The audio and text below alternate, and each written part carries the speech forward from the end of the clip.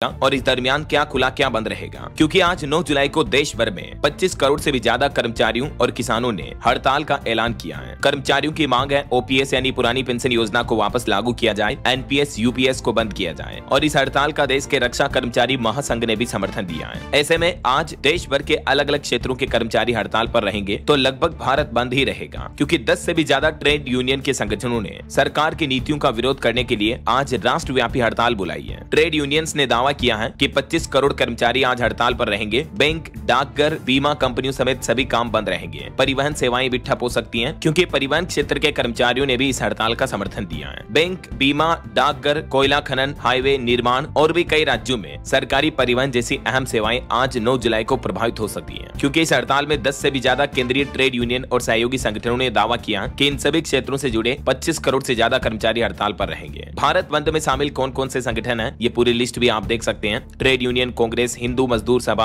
All India trade union Congress समेत ये सभी संगठन इस हड़ताल का समर्थन कर रहे हैं। और ये कर्मचारियों के विरोध करने की प्रमुख वजह क्या है? 17 सूत्री मांग पत्र सौंपा श्रम मंत्री को, लेकिन उस पर कोई कार्यवाही नहीं हुई। इसके अलावा नए लेबर कोड को भी रद्द कराने की इनकी मांग है। तो दोस्तों, इस हड़ताल से क्या क्या प्रभावित हो सकता है? बैंकिंग, डाक सेवाएं, परिवहन और बीमा सेक्टर वगैरह इनके कामकाज आज बाधित रह सकते हैं। ऐसे में क्या स्कूल कॉलेज वगैरह भी बंद रहेंगे? तो इस बारे में अभी तक कोई साफ जानकारी नहीं है। तो ऐसे में स्कूल कॉलेज वगैरह तो खुले रहेंगे। हालांकि बैंक जरूर आज बंद रह सकते हैं, क्योंकि बैंक कर्मचारी संगठनों ने भी अपनी स्पेशल हड़ताल का ऐलान किया है। 11,000 बैंक कर्मचारी हड़ताल पर रहेंगे। यूनियन सचिव बोले कि इस हड़ताल में बीमा, डाक, आयकर कर्मचारी भी शामिल होंगे। बैंक कर्मचारियों की भी ये 17 प्रमुख मांगे हैं। बैंकों के निजीकरण पर रोक लगाएं, आउटसोर्सिंग कर्मचारियों पर पाबंदी लगाएं, ओल्ड पेंशन स्कीम वापस लागू करें वगैरह वगैरह। अच्छा, इसके अलावा दोस्तों, आज उत्तर प्रदेश में बिजली कर्मचारी भी दिन भर हड़ताल पर रहेंगे। 27 लाख कर्मचारी आज हड़ताल का ऐलान किए हैं। तो हो सकता है कि यूपी में कुछ जगहों पर पावर सप्लाई बाधित हो सकती है, लेकिन हड़ताल से पहले ही बिजली कर्मचारियों को यह अल्टीमेटम दिया गया है कि आंदोलन के दौरान अगर बिजली व्यवस्था बाधित हुई तो फिर बर्खास्त करेंगे। बाकी आज कुछ और हड़तालें भी हो सकती हैं, जैसे बिहार में आशा कार्यकर्ताओं ने भी 9 जुलाई से हड़ताल का ऐलान किया, सरकार के खिलाफ आंदोलन की चेतावनी दी। आशा कर्मचारियों की मांग है मानदेय बढ़ाए जाए और इनको सरकारी कर्मचारी का दर्जा दिया जाए। तो आज 9 जुलाई को बिहार में प्राथमिक स्वास्थ्य सेवाओं का कामकाज भी ठप रह सकता है। ये देख सकते हैं, आशा सेवाकर्ताओं की मांग है कि मासिक मानदेय इनका बढ़ाकर 21,000 रुपए किया जाए। और भी दोस्तों, आज हड़ताल के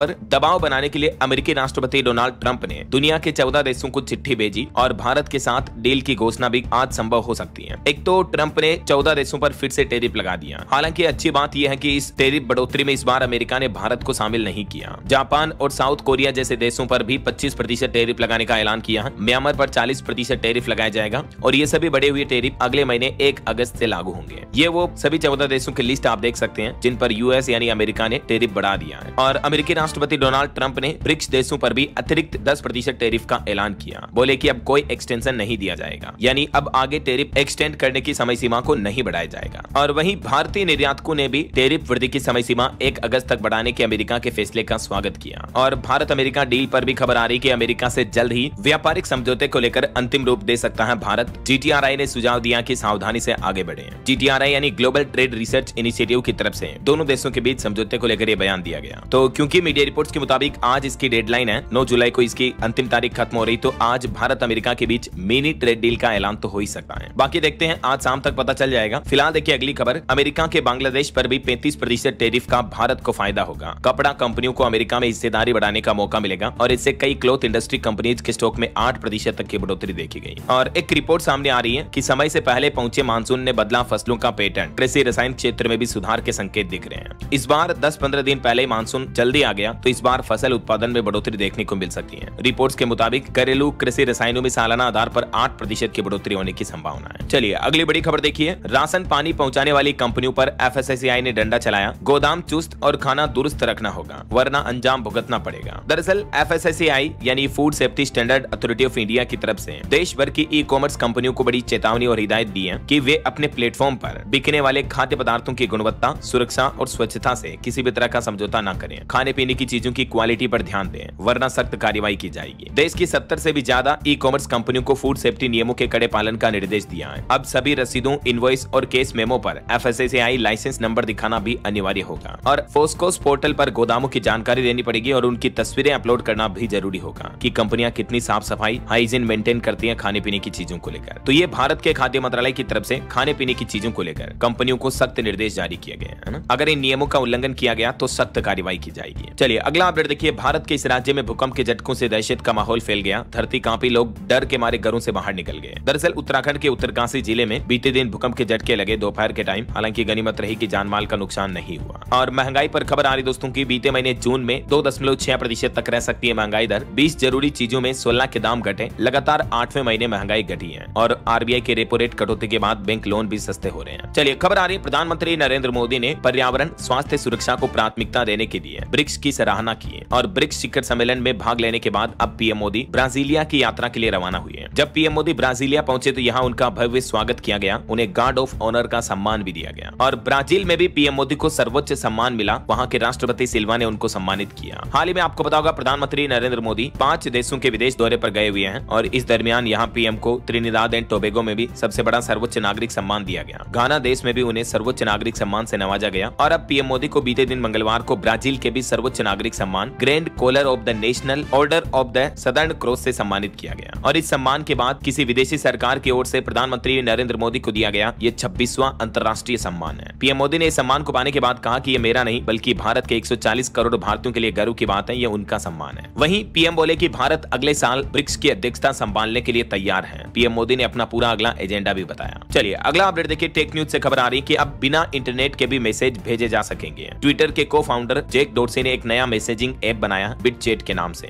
फिलहाल ये आईफोन के लिए अवेलेबल है। ये ब्लूटूथ टेक्नोलॉजी का इस्तेमाल करता है और इससे आप बिना इंटरनेट के भी मैसेजिंग कर सकते हैं। ये कैसे वर्क करता है देख सकते हैं आप इसकी टेक्नोलॉजी भी। चलिए अगली बड़ी खबर देखिए। जम्मू कश्मीर पुलवामा हमले पर एक चौंकाने वाला खुलासा सामने आ रहा कि पुलवामा और गोरखनाथ मंदिर पर हुए हमले में अमेजोन कंपनी से ऑनलाइन खरीदा गया था विस्फोटक। FATF की रिपोर्ट जांच में ये खुलासा हुआ है। जो IED इस्तेमाल किया गया उसमें एल्यूमिनियम पाउडर को ई कॉमर्स कंपनी अमेजोन से मंगवाया गया था। जांच में ये पता चला है। जो 2019 में पुलवामा हमला हुआ था और 2022 में गोरखपुर मंदिर में हमला हुआ था उस पर FATF की जांच रिपोर्ट सामने आई है। चलिए अगला अपडेट आ रहा। ट्विटर कंपनी ने भारत सरकार पर आरोप लगाए कि रॉयटर्स समेत 2300 ट्विटर अकाउंट्स को ब्लॉक करने को कहा। एक्स ने दावा किया कि विरोध के बाद यह आदेश वापस लिया, जबकि भारत सरकार का कहना कि ऐसा कोई नया आदेश नहीं दिया गया। और वहीं दोस्तों जम्मू कश्मीर अहमदाबाद प्लेन क्रैश मामले पर 26 दिन बाद अब शुरुआती जांच रिपोर्ट सामने आई। AAIB ने सरकार को यह रिपोर्ट सौंपी। हालांकि फाइनल रिपोर्ट आने में 3 महीने तक का समय लगेगा। अभी फिलहाल जो इसका ब्लैक बॉक्स था वो भी डेटा रिकवर हो चुका, तो उसकी भी डेटा एनालिसिस चल रही है। और इस घटना के मामले पर एयर इंडिया ने भी कहा कि ड्रीम लाइनर विमान सबसे सुरक्षित प्लेन है। दुनिया भर में इसकी 1000 से भी ज्यादा फ्लाइट्स हैं। PAC को अहमदाबाद प्लेन क्रैश की रिपोर्ट भी सौंपी है। और वहीं देखिए मध्य प्रदेश इंदौर में भी इंडिगो फ्लाइट की इमरजेंसी लैंडिंग करनी पड़ी। छत्तीसगढ़ रायपुर जा रहे विमान में तकनीकी खराबी आई। यात्री बोले कि उड़ान के वक्त भी हल्का झटका लगा था। तो वहीं इधर चंडीगढ़ में भी इंडिगो की फ्लाइट को बम से उड़ाने की धमकी मिली। टॉयलेट में एक स्लिप मिली। हैदराबाद से आए 227 यात्री पैसेंजर्स का रिकॉर्ड खंगाल रही पुलिस। चलिए अगला अपडेट देखिए दोस्तों। भारत ने एंटी सबमरीन रॉकेट सिस्टम का भी सफलतापूर्वक परीक्षण किया है INS कवरत्ती से। डिफेंस के क्षेत्र में भारत की एक नई उपलब्धि है। और वहीं खबर आ रही कि उत्तर प्रदेश सरकार कांवड़ रूट के होटल और ढाबों पर QR कोड लगवा रही है। शराब की दुकानें भी ढकी जाएगी कांवड़ यात्रा वाले रूट पर। एक लेन पर सिर्फ कांवड़ियां चलेंगे और दूसरी लेन पर गाड़ियों को चलने की इजाजत होगी। वहीं एक नया आदेश जारी किया गया उत्तराखंड में भी कि कांवड़ यात्रा मार्ग पर होटलों रेस्टोरेंट पर मालिकों के नाम लिखे जाए। DM और SSP ने तैयारियों का जायजा लेते हुए निर्देश भी जारी किए। चलिए बड़ी खबर देखिए। हवाई किराए पर कब लगेगी लगाम। संसदीय समिति ने DGCA की कार्यप्रणाली पर सवाल उठाए। एयर इंडिया हादसे पर भी रिपोर्ट मांगी है। वहीं खबर आ रही कि देश में अब तक 254 mm बारिश हुई, जो कि इस बार के मानसूनी सीजन में 15% ज्यादा बारिश रही। मध्य प्रदेश में पुल टूटने से एक कार बह गई, 4 लोगों की मौत हो गई। तो वहीं उत्तराखंड रूट पर भी लैंडस्लाइड से बद्रीनाथ मार्ग फिर से बंद हुआ। और भी मौसम विभाग की तरफ से आज कई राज्यों में भीषण भारी बारिश का रेड अलर्ट जारी किया है। आगे मैं आपको बताऊंगा और भी पूरा मौसम समाचार विस्तार से। फिलहाल देखिए अगला अपडेट। भाषा विवाद पर खबर आ रही। मराठी भाषा विवाद मामले में ठाणे में राज ठाकरे की पार्टी ने प्रदर्शन किया। मंत्री सरनाईक के पहुंचने पर कार्यकर्ताओं का विरोध देखने को मिला। MNS नेता कार्यकर्ता भी हिरासत में लिए गए। और वहीं देखिए भाषा विवाद मामले मामले पर संजय राउत ने भी भाजपा सांसद पर पलटवार करते हुए कहा कि उनके पास फर्जी डिग्री है। निशिकांत ने राज ठाकरे को पीटने की भी धमकी दी थी। और जहां एक तरफ दोस्तों हमारे देश में हिंदी और मराठी जैसी भाषाओं पर विवाद और राजनीति चली रही है, इस बीच देखिए अब ब्रिटेन में अंग्रेजी भाषा को लेकर भी विवाद पैदा हुआ। देखिए इन्हें अंग्रेजी नहीं आती, लंदन से बाहर निकालो। हिंदी के बाद अब छिड़ा अंग्रेजी पर विवाद। एक ब्रिटिश महिला के पोस्ट पर हंगामा मच गया। लूसी व्हाइट नामक एक ब्रिटिश महिला ने आरोप लगाया कि जब उसने एयरपोर्ट पर कर्मचारियों से अंग्रेजी में बात नहीं की तो कर्मचारियों ने उसके डिपोर्ट की भी मांग कर दी। देखिए जरा, मतलब सभी देशों में पॉलिटिक्स एक ही तरह की है क्या? चलिए अगला अपडेट देखिए, बिहार में सरकारी नौकरियों में डोमिसाइल पॉलिसी लागू हुई। सिर्फ राज्य की महिलाओं को 35% आरक्षण मिलेगा। पहले ये आरक्षण दूसरे राज्य की महिलाओं को भी मिलता था, लेकिन बिहार की नीतीश सरकार की कैबिनेट बैठक में नई डोमिसाइल नीति लागू करने का फैसला किया, जिससे कि बिहार राज्य की लोकल महिलाओं को सबसे ज्यादा फायदा मिलेगा। ये देख सकते हैं आप, डोमिसाइल नीति क्या होती है? डोमिसाइल का अर्थ होता है स्थानीय निवास प्रमाण पत्र। और इस नई नीति के बाद अब बिहार की सरकारी नौकरियों में बिहार के लोकल युवाओं को प्राथमिकता मिलेगी और यहाँ की जो राज्य की स्थानीय निवासी महिलाएं हैं उनको ज्यादा फायदा मिलेगा। वैसे बिहार के अलावा भी हरियाणा, मध्य प्रदेश, उत्तराखंड, हिमाचल, राजस्थान जैसे कई राज्यों में ये डोमिसाइल नीति लागू है। स्थानीय लोगों को फायदा पहुंचाने के लिए राज्य सरकारें अक्सर ऐसी नीति लागू करती हैं। तो बिहार में चुनाव से पहले नीतीश कुमार ने यह बड़ा ऐलान किया है। सरकारी नौकरियों में महिलाओं के 35% आरक्षण वाले नियम में बदलाव किया गया है। चलिए अगला अपडेट देखिए, एक श्रद्धांजलि। देश के रेल मंत्री अश्विनी कुमार वैष्णव के पिताश्री का निधन हो गया। राजस्थान जोधपुर में उनका अंतिम संस्कार किया गया। पिछले कुछ दिनों से ये बीमार चल रहे थे। अश्विनी वैष्णव के पिता के अंतिम संस्कार में मुख्यमंत्री भजन लाल शर्मा भी पहुंचे और अपने रीति रिवाजों के मुताबिक उन्होंने अपने बाल कटवाए, सर मुंडवाया। देख सकते हैं आप, ये उनके पिताश्री और ये उनकी पत्नी है। ईश्वर उनकी आत्मा को शांति दे। और एक घटना उत्तर प्रदेश में हो गई। देखिए शिक्षा मंत्री गुलाब देवी का हापुड़ में एक्सीडेंट हो गया। टोल प्लाजा पर एक्सयूवी पुलिस की गाड़ी से टकराई। एम्स दिल्ली लेकर गए अब इनके परिजन। चलिए खबर आ रही दोस्तों, हरियाणा में यूपीएस पेंशन स्कीम लागू हुई। 1 अगस्त से ही यूनिफाइड पेंशन स्कीम का विकल्प चुन सकेंगे कर्मचारी। इस स्कीम में 25 साल की सर्विस के बाद कर्मचारियों को 12 महीने के औसत वेतन की आधी पेंशन मिलेगी। तो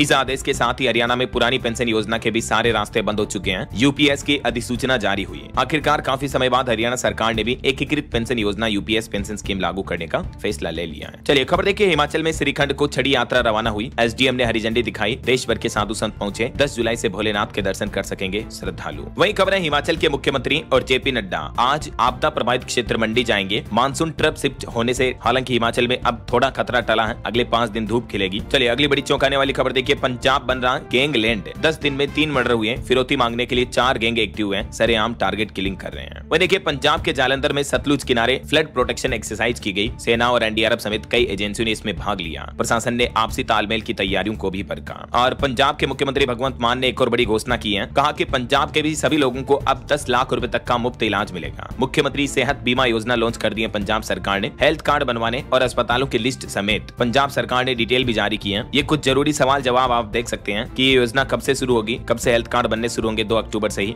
और इस योजना का फायदा पंजाब वासी कैसे ले पाएंगे, है ना। चलिए अगली बड़ी खबर देखिए, छांगूर बाबा की 3 करोड़ की कोठी पर चला योगी सरकार का बुलडोजर। 20 कमरे और हॉल ढाए गए। सीएम योगी बोले कि ऐसी सजा देंगे कि लोग याद रखेंगे। हाल ही में आपको पता होगा उत्तर प्रदेश में धर्मांतरण के मास्टरमाइंड छांगूर बाबा जो पकड़े गए थे, गिरफ्तार कर लिया गया। तो अब बलरामपुर में उनकी 40 कमरों वाली आलीशान कोठी पर 9 बुलडोजर चलाए गए। ये देख सकते हैं आप, बुलडोजर की कुछ तस्वीरें भी हैं। ये छांगूर बाबा लड़कियों को पैसे देकर हिंदू लड़कियों को टारगेट करता था और इनका धर्म परिवर्तन करवाता था। चलिए अगला अपडेट देखिए, अमरनाथ यात्रा के 5वें दिन 24,000 श्रद्धालुओं ने दर्शन किए, जो कि एक दिन में सबसे ज्यादा रहे। अब तक टोटल 93,000 यात्री पहुंच चुके हैं। और इस बीच जम्मू कश्मीर से छठा जत्था भी अमरनाथ यात्रा के लिए रवाना हुआ। चलिए खबर आ रही है, जनगणना पहली बार डिजिटल प्लेटफॉर्म से होगी। 9 महीने में इसके नतीजे आने की संभावना है। विशेष पोर्टल शुरू होगा जिस पर लोग खुद अपना डेटा भर सकेंगे। 2 फेज में होने वाली 2026-27 जनगणना को लेकर सरकार का यह प्लान है। चलिए अगला अपडेट देखिए, एक चौंकाने वाली रिपोर्ट सामने आ रही है कि हमारे देश में कक्षा 6 में केवल 53% विद्यार्थी ही 10 तक पहाड़ा जानते हैं। शिक्षा मंत्रालय द्वारा हाल ही में एक सर्वे किया गया और इस सर्वेक्षण में पता चला है कि कक्षा 3 के केवल 55% छात्र 99 तक की संख्याओं को आरोही अवरोही क्रम में व्यवस्थित कर सकते हैं, जबकि कक्षा 6 के केवल 53% छात्र ही 10 तक का पहाड़ा जानते हैं। मतलब देखा जाए तो अभी भी हमारे देश में एजुकेशन क्वालिटी स्तर को सुधारने की कितनी जरूरत है। ये सर्वे देश के 36 राज्यों और केंद्र शासित प्रदेशों के अलग अलग 781 जिलों के तकरीबन 74,000 से भी ज्यादा स्कूलों में किया गया और इन स्कूलों के सर्वे में ये डेटा सामने आ रहे। जरा सोचिए आप, एजुकेशन का लेवल स्तर कितना गिरा हुआ हमारे देश में। शिक्षा मंत्रालय को इस डेटा पर ध्यान देकर सुधार करने की जरूरत है, राइट। चलिए अगली खबर देखिए, हज यात्रा 2026 के लिए आवेदन प्रक्रिया शुरू हो चुकी है। 31 जुलाई 2025 तक ऑनलाइन रजिस्ट्रेशन का मौका है, यानी ये महीने रजिस्ट्रेशन किए जा सकेंगे। और इस बार हज यात्रा के लिए शॉर्ट टाइम हज का विकल्प भी उपलब्ध रहेगा। 7 जुलाई से आवेदन शुरू हो चुकी है, जो 31 जुलाई लास्ट डेट रहेगी, ठीक है। और वहीं देखिए दोस्तों, वित्त मंत्रालय ने एक क्लेरिफिकेशन जारी किया। कहा कि निष्क्रिय प्रधानमंत्री जन धन योजना खातों को बंद करने के लिए बैंकों को कोई भी निर्देश नहीं दिया गया है, यानी यानी ये जो मीडिया रिपोर्ट चल रही है, ऐसा सरकार की तरफ से कोई आदेश नहीं दिया गया। इन खबरों का खंडन किया है वित्त मंत्रालय ने। और महंगाई पर एक और रिपोर्ट देखिए। घरेलू वेज थाली बीते महीने जून में 8% सस्ती हुई। आलू, प्याज और टमाटर के दाम घटने का असर दिखा। नॉन वेज थाली की कीमत में भी 6% तक की गिरावट देखने को मिली। बहरहाल अभी तो कुछ और महत्वपूर्ण और काम की खबरें देखेंगे दोस्तों अपन, लेकिन फिलहाल वक्त तो चला है आज के ताजा मौसम समाचार जानने का। देखिए, मौसम विभाग का कहना है कि देश भर में कई राज्यों की नदियां अलर्ट पर चल रही हैं। असम, मध्य प्रदेश, महाराष्ट्र में भयंकर बाढ़ की स्थितियां बनी हुई हैं। 11 जगहों पर चेतावनी स्तर जारी हुआ। देश में इस बार के मानसूनी सीजन में 254 mm बारिश हुई, जो कि 15% ज्यादा है। और हिमाचल प्रदेश के 7 जिलों में बाढ़ का खतरा बढ़ा। अगले 24 घंटे बेहद खतरनाक होंगे। प्रशासन की तरफ से हेल्पलाइन नंबर भी जारी किए गए। ये देख सकते हैं आप, प्रशासन द्वारा जारी चेतावनी और सूचना भी। ये कुछ कॉन्टेक्ट नंबर है, इन पर हेल्पलाइन ले सकते हैं हिमाचल वासी। कुछ और अलग अलग राज्यों के मानसून के अपडेट देखिए आप। छत्तीसगढ़ के कोरबा में वाटरफॉल में फंसे 5 युवक युवतियों का रेस्क्यू किया गया। तीरथगढ़ वाटरफॉल में भी जल स्तर बढ़ा। कई जगहों पर किसानों के खेत वगैरह भी डूब गए। छत्तीसगढ़ में पिछले 4 दिनों से लगातार भारी बारिश जारी है। इस बीच मौसम विभाग की तरफ से अभी भी अधिकतर जिलों में येलो, ऑरेंज और रेड अलर्ट जारी किया है। वहीं हरियाणा का भी मानसून अपडेट देखिए। 8 जिलों में बारिश की चेतावनी, 14 जिलों में हाई अलर्ट जारी है। एक कार नाले में गिरने से एक मैनेजर की मौत हो गई। पत्नी की 1 सप्ताह बाद डिलीवरी होनी थी। और इधर राजस्थान के भी आज 30 जिलों में भारी बारिश का अलर्ट है। अब तक 128% ज्यादा बारिश हुई। राजस्थान के कई नदी और बांधों में जल स्तर बढ़ा। 3 लोगों की मौत हो गई बीते 24 घंटों के दौरान। इधर मध्य प्रदेश में भी देखिए, नर्मदा नदी उफान पर चल रही है। बरगी डैम के 17 गेट खोले गए। श्योपुर में चंबल की मुख्य नहर टूटी। गाँव में अलर्ट जारी हुआ। 2 जिलों में आज स्कूलों में भी छुट्टियां घोषित की गई है। और मध्य प्रदेश में बीते दिन एक घटना भी हो गई। बागेश्वर धाम आने वाले भक्तों में एक की दीवार गिरने से एक महिला की जान चली गई। तो उसके बाद धीरेन्द्र कृष्ण शास्त्री ने भी भक्तों को बागेश्वर धाम आने से रोका और कहा कि भक्त गुरु पूर्णिमा घर पर ही पूजा करके मनाएं। बाकी और भी स्काईमेट वेदर की रिपोर्ट के मुताबिक अगले 24 घंटों के दौरान किन किन राज्यों में बारिश की संभावित गतिविधियां बनी रहेगी, इसकी डिटेल जानकारी भी आप देख सकते हैं। कुछ अलग अलग राज्यों के लिए मौसम विभाग ने ऑरेंज और येलो अलर्ट जारी किया है। भारत के मानचित्र में आप मौसम की स्थितियां देख सकते हैं। ओके, और चलिए मौसम के बाद अब अपन आज के सराफा बाजार पर नजर डाल लेते हैं। देखिए दोस्तों, आज सोना 376 रुपए महंगा होकर 96,972 रुपए प्रति 10 ग्राम पहुंच चुका है। वहीं चांदी की कीमत भी 969 रुपए बढ़ी है। इस साल अब तक सोना 28% तो चांदी 25% महंगी हो चुकी है। और चलिए अब अपन कुछ मार्केट अपडेट्स पर नजर डाल लेते हैं। देखिए, शेयर बाजार में सेंसेक्स 270 अंक ऊपर चढ़कर 83,713 पर बंद हुआ। निफ्टी भी 61 अंक चढ़ा। वहीं अदानी पावर ने 600 मेगावाट की विदर्भ पावर का अधिग्रहण पूरा किया। अब अदानी की उत्पादन क्षमता बढ़कर 18,150 मेगावाट हुई। वहीं देखिए, सेबी की तरफ से एक चौंकाने वाली रिपोर्ट जारी की गई कि रिटेल निवेशकों के शेयर बाजार में 1 लाख करोड़ रुपए डूबे। डेरिवेटिव सेगमेंट में 10 में से 9 ट्रेडर घाटे में चल रहे हैं। ये सिर्फ 1 साल का आंकड़ा है। वित्त वर्ष 2025 में शेयर मार्केट में रिटेल निवेशकों को 1 लाख करोड़ रुपए से भी ज्यादा का नुकसान हुआ है। देखिए जरा आप, आजकल युवाओं में एफ&ओ ट्रेडिंग की लत काफी ज्यादा बढ़ रही है। जुए की तरह स्टॉक मार्केट से खेलते हैं बच्चे बच्ची युवा, जो कि गलत है। और निवेशकों के लिए खबर आ रही है, 14 जुलाई को खुलेगा IPO। 3395 करोड़ जुटाने की योजना है एंथेम बायोसाइंसेज का।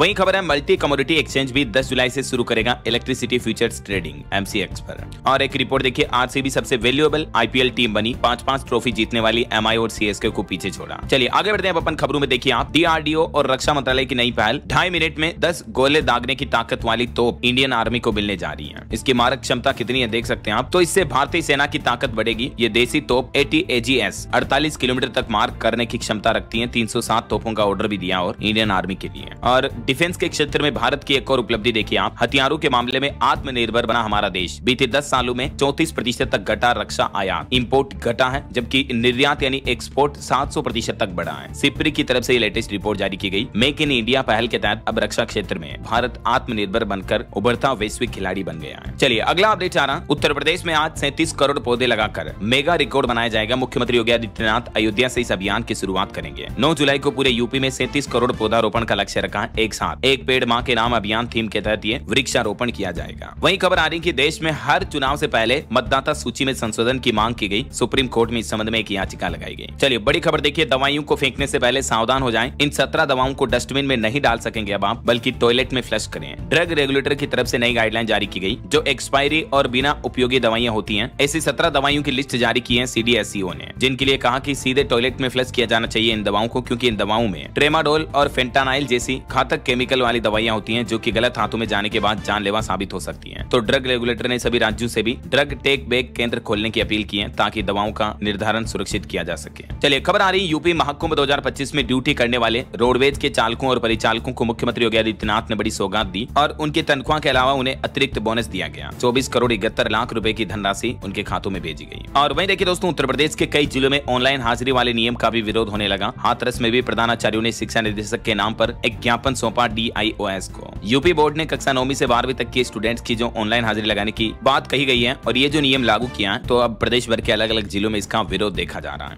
चलिए अगला अपडेट देखिए, कॉलेज स्टूडेंट के लिए यूनिवर्सिटी ग्रांट्स कमीशन यानी विश्वविद्यालय अनुदान आयोग की तरफ से एक नया आदेश जारी किया गया, जिसमें कहा कि व्हाट्सएप ग्रुप पर जूनियर्स को अगर परेशान किया तो इसको भी अब रैगिंग माना जाएगा। यूजीसी ने सभी कॉलेजों को इस निर्देश का पालन करने का आदेश जारी किया है। वहीं खबर है बंगाल गवर्नमेंट के लिए देखिए, शिक्षक भर्ती आदेश को भी दी जा सकेगी चुनौती। हाईकोर्ट ने राज्य सरकार और WBSSC को दी अपील की अनुमति। कलकत्ता हाईकोर्ट की तरफ से यह फैसला सुनाया गया। और खबर है ब्रिटेन में गोल्डमैन सैक्स ने ब्रिटेन के पूर्व PM ऋषि सुनक को बनाया वरिष्ठ सलाहकार, वैश्विक स्तर पर ग्राहकों को देंगे ये सलाह। और देखिए UPI का देश के बाहर भी प्रभाव बढ़ा। बीते महीने जून में UPI के जरिए रिकॉर्ड लेन देन हुए। वैश्विक साझेदारियों को भी विस्तार मिला। जून में UPI के जरिए टोटल 24 लाख करोड़ रुपए से भी ज्यादा मूल्य के लेन देन हुए। और देखिए PwC की रिपोर्ट में दावा किया जा रहा है कि इनोवेशन की ताकत के साथ विश्व गुरु बनेगा जल्द ही हमारा भारत। वैश्विक नेतृत्व की ओर तेजी से कदम बढ़ाए जा रहे हैं। वही खबर है साइप्रस की कंपनियां भारतीय शिपिंग क्षेत्र में उतरेगी। 10,000 करोड़ रुपए का निवेश करने का प्लान है, घोषणा की कंपनियों की तरफ से। और खबर है तेलंगाना में के कविता ने ऐलान किया, कहा कि 17 जुलाई को होगा रेल रोको आंदोलन। OBC समुदाय के लिए 42% आरक्षण की मांग करते हुए BRS नेता ने तेलंगाना में ये आंदोलन शुरू करने की घोषणा की है। और वेस्ट बंगाल में देखिए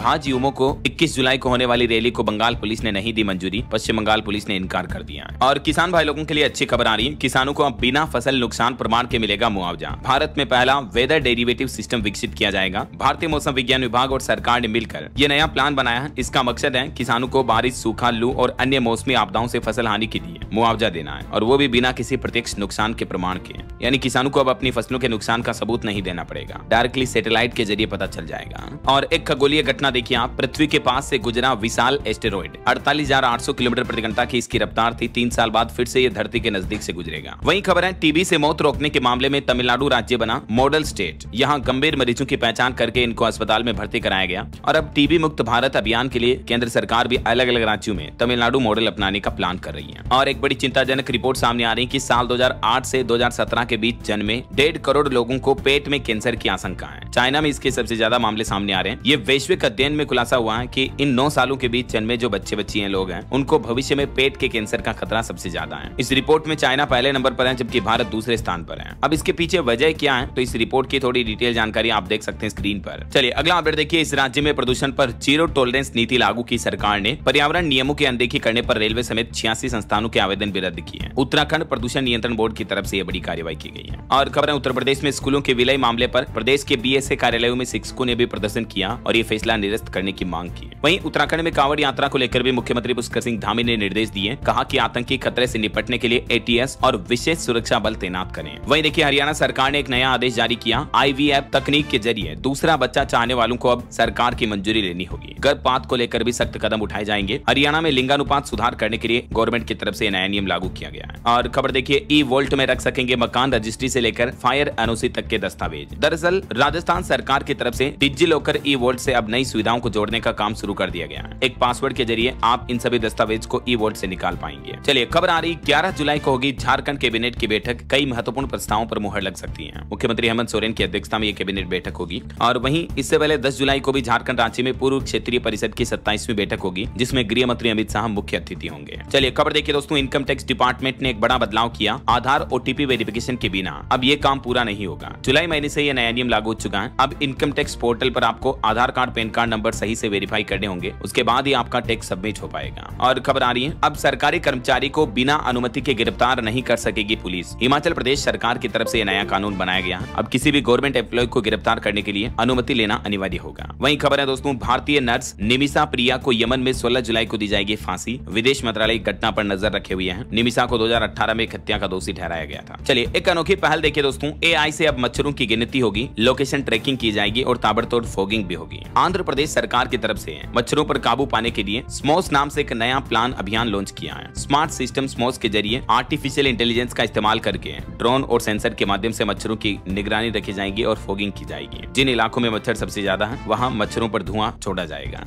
और टेक न्यूज से खबर आ रही है, गूगल सर्च और भी एडवांस हुआ। भारत में भी गूगल सर्च का AI मोड फीचर आ चुका है। वहीं खबर है कर्नाटक बंगलुरु के फ्लैट मालिकों के लिए बड़ी खबर। कर्नाटक सरकार ला रही है अपार्टमेंट ओनरशिप एक्ट, जो कि मौजूदा 1972 के कानून की जगह लेगा। और इस एक्ट में क्या क्या नए प्रावधान होंगे और होम बायर्स को इससे क्या फायदा मिलेगा, कैसे बेनिफिट होंगे, जिसकी डिटेल जानकारी भी आप देख सकते हैं। वहीं खबर है उत्तर प्रदेश में एविएशन सेक्टर को बूस्ट दिया जाएगा। नई एयरलाइन कंपनी लखनऊ से 6 रूट्स के लिए उड़ान सेवाएं शुरू करेगी। और देखिए 7 करोड़ PF खाताधारकों लाखों के लिए खुशखबरी, सरकार ने इस महीने के पीएफ खाते का ब्याज उनके अकाउंट में ट्रांसफर कर दिया है। और देखिए, भारतीय नौसेना ने एनएमडीए परियोजना के कार्यान्वयन के लिए मेसर्स बीएल के साथ अनुबंध किया। वहीं खबर है उत्तर प्रदेश में ग्रामीण कृषि तकनीक को बढ़ावा देने के लिए मेरठ को एग्रीटेक इनोवेशन का हब मिला। शिक्षा मंत्री धर्मेंद्र प्रधान और राज्य शिक्षा मंत्री ने मिलकर के ये उद्घाटन किया। और केंद्रीय मंत्री मनसुख मंडाविया ने वेट लिफ्टिंग लीग की शुरुआत की, कहा मीराबाई चानू एक आदर्श रोल मॉडल है। एक अंतर्राष्ट्रीय न्यूज पर चौंकाने वाली खबर आ रही है, स्पेन कैटालोनिया में जंगल की आग की वजह से 18,000 से ज्यादा लोग लॉकडाउन में पहुंचे हैं। जंगलों में इतनी भयंकर आग लगी हुई है। और खबर है प्रधानमंत्री नरेंद्र मोदी आज नामीबिया की यात्रा पर जा रहे हैं और लगभग 3 दशकों में पहली बार किसी भारतीय प्रधानमंत्री की नामीबिया की यात्रा होने जा रही है। आज 9 जुलाई को पीएम मोदी यहाँ पर जाएंगे, जहाँ से चीते वगैरह भी भारत में लाए गए थे, है ना। चलिए अगला अपडेट देखिए, हरियाणा में 6 लाख परिवार अचानक से बीपीएल राशन कैटेगरी से बाहर किए गए। जिनके पास साइकिल नहीं है वे कार मालिक बनाए। चुनाव के टाइम पर बीपीएल लाभार्थी बना दिए गए थे, तो अब इनको गरीबी रेखा से नीचे की श्रेणी से बाहर कर दिया गया है। और खबर आ रही है, मध्य पूर्व पर रसोई गैस की निर्भरता कम करेगा भारत, अमेरिका से आयात पर खत्म हो सकता शुल्क है। अमेरिका से अब रसोई गैस का आयात बढ़ाने की प्लान की जा रही है भारत सरकार द्वारा। और देखिए, चीन को भी पछाड़कर भारत बनेगा इलेक्ट्रॉनिक्स का हब। ECMS के तहत सरकार को मिले 8,000 करोड़ रुपए के प्रपोजल भी। भारत इलेक्ट्रॉनिक मैन्युफैक्चरिंग की दिशा में भी अब तेजी से आगे बढ़ रहा है। और एक खबर देखिए, MSME हैकेथॉन 5.0 की घोषणा कर दी है सरकार ने। इनोवेटिव आइडिया देकर आप भी गवर्नमेंट से 15 लाख रुपए तक का इनाम जीत सकते हैं। अगर आपके पास ऐसा कोई आइडिया है जिसे आप स्टार्टअप के रूप में विकसित करना चाहते हैं, तो MSME आइडिया हैकेथॉन 5.0 के लिए आप आवेदन कर सकते हैं। भारत सरकार के सूक्ष्म लघु एवं मध्यम उद्यम मंत्रालय यानी MSME द्वारा ये एक कॉन्टेस्ट आयोजित किया जा रहा, जिसमें हिस्सा लेकर आप 15 लाख रुपए तक का इनाम जीत सकते हैं। इसमें कौन कौन हिस्सा ले सकता है? 18 साल से ऊपर 60 साल तक की आयु के कोई भी लोग आवेदन कर सकते हैं, चाहे आप स्टूडेंट हो चाहे इनोवेटर हो। अब इसमें रजिस्ट्रेशन कैसे करवाना है? MSME पोर्टल पर जाना आपको और ये आवेदन की पूरी प्रक्रिया का प्रोसेस भी आप देख सकते हैं। चलिए कुछ हाल ही के करंट अफेयर्स के अपडेट देखिए आप। नीरज चोपड़ा ने जीता एनसी क्लासिक 2025 का खिताब। त्रिनिदाद एंड टोबैगो में भी चलेगा अब UPI। ऐसा करने वाला 8वां देश बन चुका है अंतर्राष्ट्रीय जहां UPI सर्विस शुरू हुई। और केरल का पहला स्किन बैंक तिरुवनंतपुरम में खुलेगा। चलिए अगली बड़ी खबर देखिए, भारतीय अंतरिक्ष एजेंसी इसरो का मेगा प्लान। भारत बनाएगा अपना खुद का स्पेस स्टेशन, चांद पर भेजेगा अंतरिक्ष यात्रियों को भी। विकसित भारत 2047 के लक्ष्य के अंतर्गत भारत का ये भी प्लान है। वहीं देखिए, स्वास्थ्य मंत्री ने IGI-MS में दी 4 नई सुविधाओं की सौगात। अब हर वर्ग के मरीजों को मिलेगी विशेष सुविधा। बिहार पटना में ये नया उद्घाटन किया गया। और खबर है, लोकसभा चुनाव के बाद पहली बार सार्वजनिक रूप से एक साथ होंगे राहुल गांधी और तेजस्वी यादव। महागठबंधन के प्रयासों के बावजूद बिहार में चुनाव लड़ने को लेकर ये विपक्ष की प्लानिंग की जा रही है। चलिए दिल्ली वासियों के लिए अपडेट देखिए दोस्तों, ओवर एज वाहनों पर लगा फ्यूल बैन हटा दिया गया है। 1 नवंबर से NCR के 5 जिलों में भी ये नए नियम लागू होंगे। अभी पुरानी गाड़ियों को फिलहाल 31 अक्टूबर तक राहत दी गई है। हालांकि 1 नवंबर से दिल्ली समेत NCR के 5 जिलों के वाहनों को भी पेट्रोल डीजल नहीं दिया जाएगा। जो कि 10-15 साल पुराने डीजल पेट्रोल के वाहन हैं, उन पर 1 नवंबर से फिर से ये अभियान वाला नया नियम लागू होगा। अच्छा, और वहीं खबर है, दिल्ली में फ्री बस ट्रेवल का नियम भी बदला। अब पिंक टिकट नहीं बल्कि सहेली स्मार्ट कार्ड के जरिए दिल्ली के महिलाओं को बसों में फ्री एंट्री मिलेगी। वहीं देखिए, दिल्ली में भी शुरू हुई Amazon नाउ सर्विस। महज 10 मिनट में डिलीवर करता है ये ग्रोसरी। जेप्टो और ब्लिंकिट जैसी क्विक कॉमर्स कंपनियों को अब टक्कर मिलेगी Amazon नाउ से। और दिल्ली के लिए सरकार का एक और प्लान देखिए, 900 करोड़ से बदलेगी दिल्ली की शिक्षा व्यवस्था। कैबिनेट की मीटिंग में मुख्यमंत्री रेखा गुप्ता सरकार ने बड़ा फैसला लिया। दिल्ली में स्कूलों की क्वालिटी एजुकेशन को बढ़ावा देने के लिए 900 करोड़ रुपए का बजट भी मंजूर कर दिया गया है। इससे कि स्कूलों का इंफ्रास्ट्रक्चर बढ़ाया जाएगा, शिक्षकों को प्रशिक्षण किया जाएगा, स्मार्ट ब्लैक बोर्ड लगाए जाएंगे। चलिए अगली बड़ी खबर देखिए, उत्तर प्रदेश में गंभीर कुपोषण के खिलाफ संभव 5.0 अभियान लॉन्च किया गया। बच्चों और माताओं बहनों पर खास फोकस रखा जाएगा। यूपी की राजधानी लखनऊ से नया अभियान शुरू किया गया। इस अभियान का उद्देश्य है समाज से कुपोषण को जड़ से खत्म करना। खास करके गर्भवती महिलाओं और बच्चों को इस अभियान में फोकस में रखा जाएगा। चलिए बिहार के कुछ अपडेट देखिए दोस्तों। बिहार के युवाओं को सशक्त बनाने के लिए नीतीश सरकार ने घोषणा की है, बिहार युवा आयोग का गठन किया जाएगा। और इस गठन को नीतीश सरकार ने मंजूरी भी दे दी है। और भी नीतीश सरकार की कैबिनेट बैठक में कुल 43 प्रस्तावों को मंजूरी दी गई।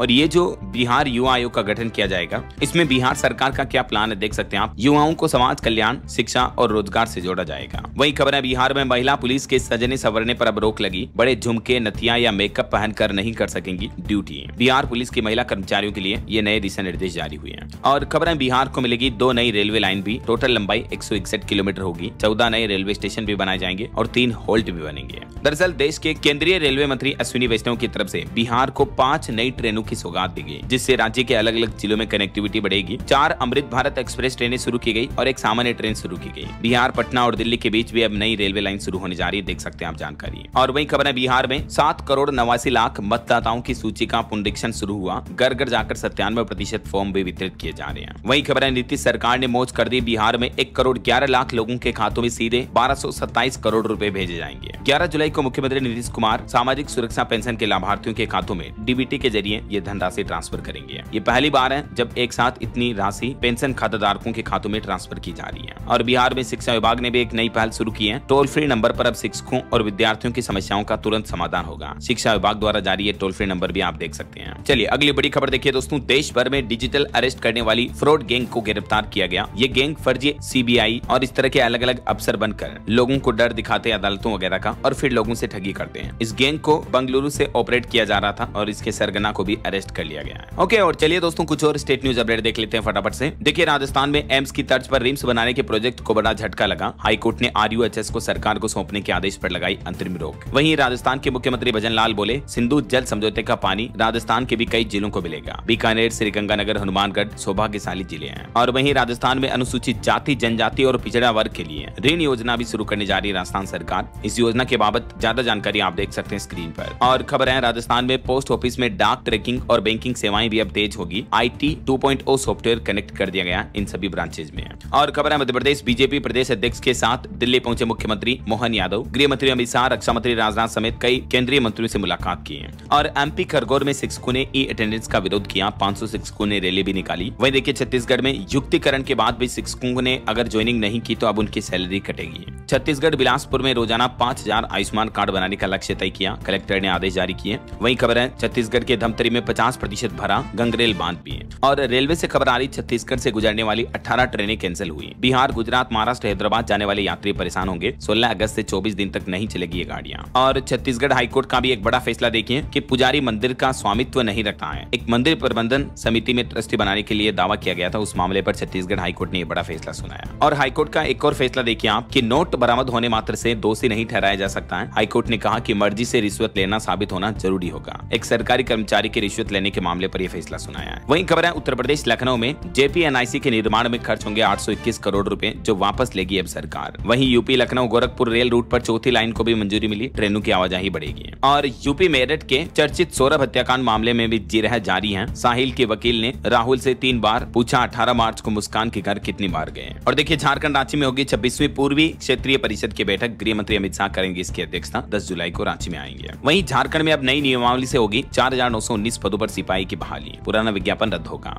और हरियाणा में 1 अगस्त से UPS लागू होगी, ये तो मैंने आपको बताया ही था। चलिए कुछ एजुकेशनल खबरें देख लेते हैं। देखिए दिल्ली यूनिवर्सिटी में पढ़ने वाले हिंदी माध्यम के विद्यार्थियों को अब आसानी होगी। NEP यानी न्यू एजुकेशन पॉलिसी के तहत महत्वपूर्ण कदम उठाया गया है और ये नई योजना की जानकारी आप देख सकते हैं। और खबर है बिहार में क्लर्क और नर्स के भी 13,971 पदों पर भर्ती होगी। 6 से 16 जुलाई तक आवेदन जमा किए जाएंगे। वहीं हरियाणा में CET एग्जाम की डेट शीट का ऐलान हो चुका है। 2 दिन में 4 शिफ्ट में पेपर होंगे। 13.5 लाख युवा एग्जाम में बैठेंगे और ये एग्जाम का शेड्यूल भी आप देख सकते हैं। और खबर है चंडीगढ़ के सरकारी स्कूलों में भी 334 टीचरों की भर्ती की जाएगी। वहीं चंडीगढ़ के सरकारी स्कूलों में टीचर के लिए भी पर्टिकुलर यूनिफॉर्म तय हुई है। 20 जुलाई से यह नया नियम लागू होगा। कपड़ों के रंग और कोड वगैरह की जानकारी भी आप देख सकते हैं। ओके, और अंत में दोस्तों आज के राशिफल पर नजर डाल लेते हैं। देखिए कन्या राशि के लोगों के लिए आज का दिन अच्छा रहेगा। मीन राशि के लोगों को भी बिगड़ी रिश्तों में सुधार मिलेगा। और भी कुछ अलग अलग राशियों का राशिफल आप देख सकते हैं स्क्रीन पर। और हाँ दोस्तों 11 जुलाई से सावन का पवित्र महीना भी शुरू होने जा रहा। भगवान शिव को प्रिय महीना होता है। और हाँ दोस्तों आप